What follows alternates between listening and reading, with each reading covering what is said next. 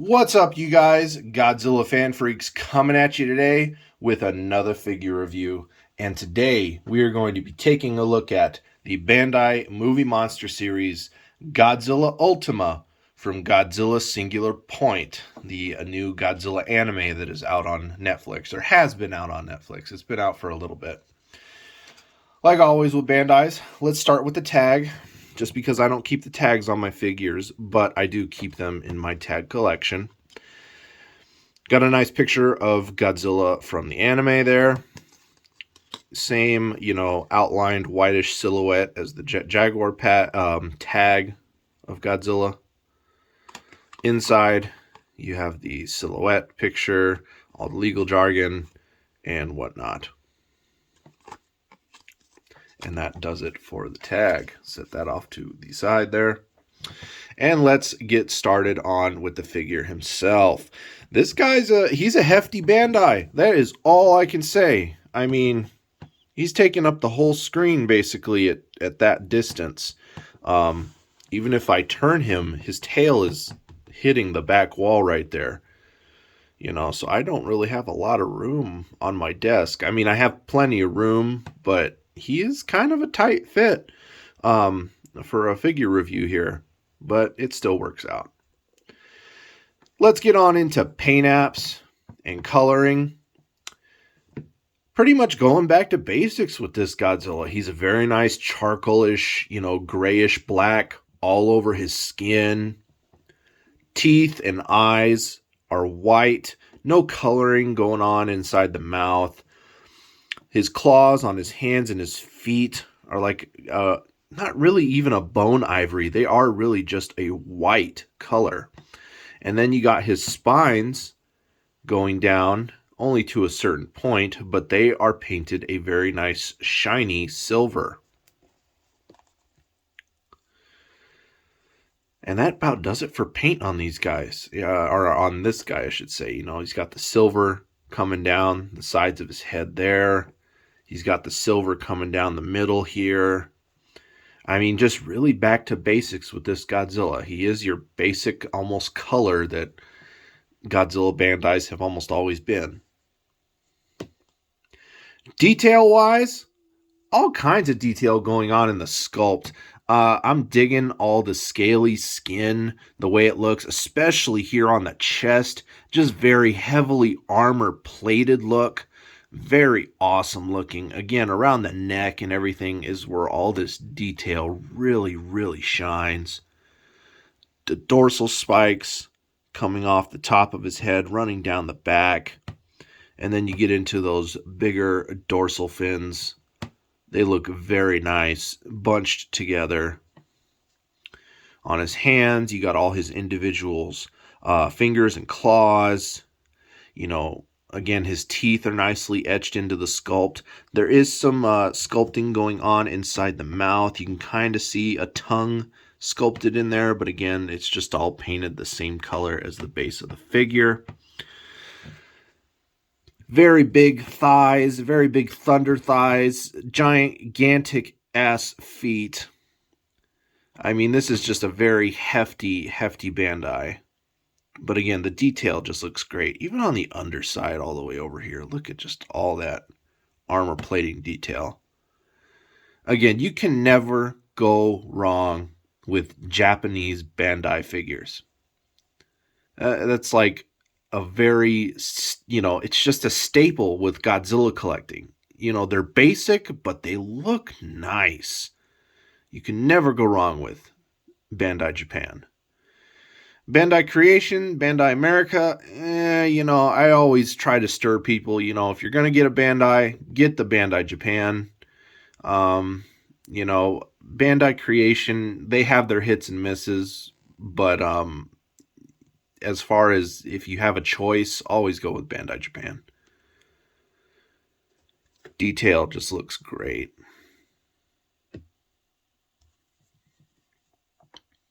All the spikes going all the way down to the tip of the tail. I even like the way that the tail's sculpted. It's just not straight. It actually has, curvature to it. A little bit of, gives it a little bit more characteristic rather than it just being straight or flat or having like one curve off to the side as Godzilla figures normally do. You know, his is like all over the place, like a really just nice snakish look. So that gives a lot more depth to the figure, in my opinion. As far as articulation goes, going on to articulation next, not a whole heck of a lot. His arms move on a swivel.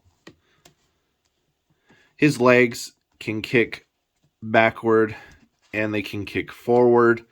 They probably will go all the way around 360. The tail, it probably does have a glue seal, but I don't break glue seals, so I'm not even going to attempt. But I'm sure if there is a glue seal, you could probably get the tail to twist. There are two different sections, as you can see, so I don't know if both of those rotate if you break the glue seals. But really, it's just his arms and his legs. Nothing more, nothing less. Which again, is fine.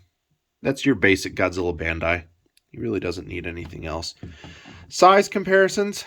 Man, this is going to be kind of hard with how big he is. Because of depth perception with the camera.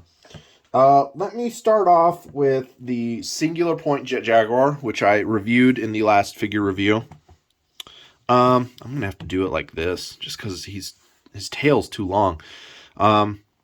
They're pretty much the same height, almost. You know, Jet Jaguar top of his head pretty much comes to Godzilla's top of the head, even though it really doesn't seem like it. Kind of comes right to his forehead right there, because then Godzilla, you know, has that arch that pops up. But, you know, good in scaling together as far as, you know, having both of these in the collection and, you know, having them battle it out, you know, like they did in the anime. So, not bad, even though Jet Jaguar doesn't have all his attachments and whatnot. Hey, you know what? I still like the way they look good together. Again, they're from the same universe, so they should, you know. I do like the way Godzilla looks in this anime. He looks pretty good. Next up, let's just do, again, another basic Bandai that everybody should be familiar with. The Bandai Godzilla 68. Again, this is just showing you size and scale. Again, he's a very hefty, beefy Bandai. And then, just for one more size comparison, let's go with the Godzilla 54.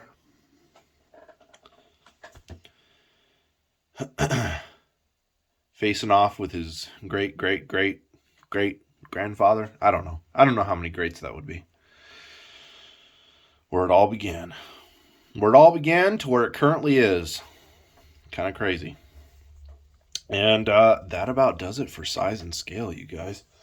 You know, pretty simple, easy Bandai review here. Not too much to talk about like the Jet Jaguar one. The Jet Jaguar one had a little bit more going on with it as far as color, a little bit more articulation.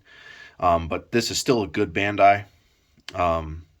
I think you can still pick it up for roughly about $30. Jet Jaguar, I think you could still pick him up for around $25 on Amazon. So I think you can still find both of these on Amazon if you're interested.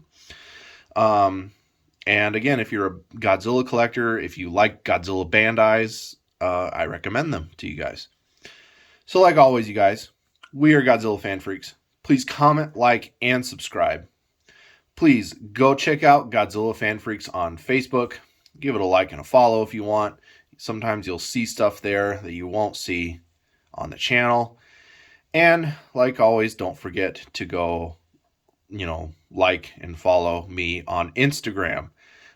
You might see stuff posted there that you won't see on the channel. You just never know. I appreciate the support on all the different platforms that Godzilla Fan Freaks has grown to and is on now. So I appreciate all the support. You guys are great. Thank you so much again for just sticking with me and just watching this channel grow for as long as I've been here. And again, just all the different evolutions of the way I've set up my collection. And especially, I can't wait for you guys to see the way that the collection is set up currently. It's awesome. I'm still waiting to put on some finishing touches, but don't worry, it is going to be worth the wait. That is one thing I am excited to do, is to showcase the collection room. So anyway, you guys, like always, again, we are Godzilla Fan Freaks. Hope you enjoyed this figure review on the Godzilla Ultima Bandai from Godzilla Singular Point. And we will see you guys in the next figure review. Thank you for watching.